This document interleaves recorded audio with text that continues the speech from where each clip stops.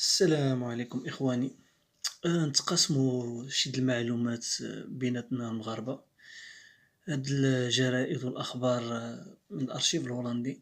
أنا كنشوفو في 1962 في 7/14.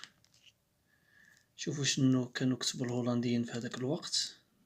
قسموا نجيو لهنايا: القوات الفرنسية والجزائرية تحتل نقطة حدودية في المغرب. فرانس الخريانس تروب بزيتا خرينس بوسط ماروكو. يعني شنو كان قالوا في ديك الخبر الإخوان؟ قالت وكالة الأنباء المغربية أن القوات الجزائرية والفرنسية تقوم بشكل عشوائي بوضع نقط حدودية على طول الحدود الشرقية المتنازع عليها للمغرب، كما قامت باحتلال نقطة حدودية مغربية.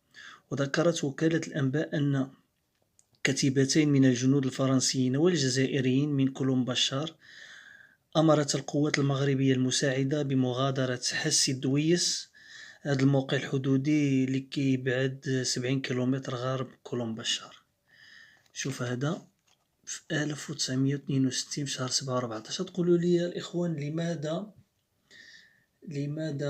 الفرنسيين والجزائريين؟ حسب اتفاقية إيفيان كان الفرنسيين والجزائريين يد في يد. كان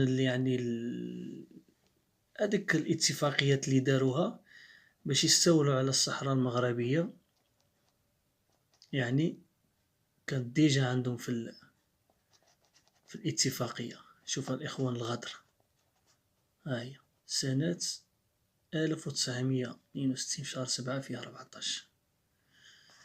نرجعو شوفوا شي خبر آخر.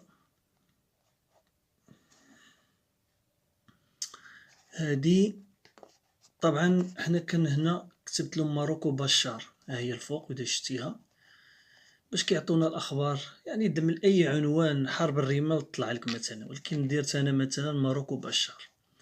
نجي نشوف الإخوان هنايا في 1930 في شهر 12 31 شنو قالوا. ها هو اللي بغى يسكريني ويترجم عنده ماشي مشكل. هاي نعملو هكذا. نتعرفوا بعد على الجريدة، نهودوها للقاع طلعتي. ها هي نصغروها. ها هي الجريدة إخوان. ها هي الخمين هاندس بلاد.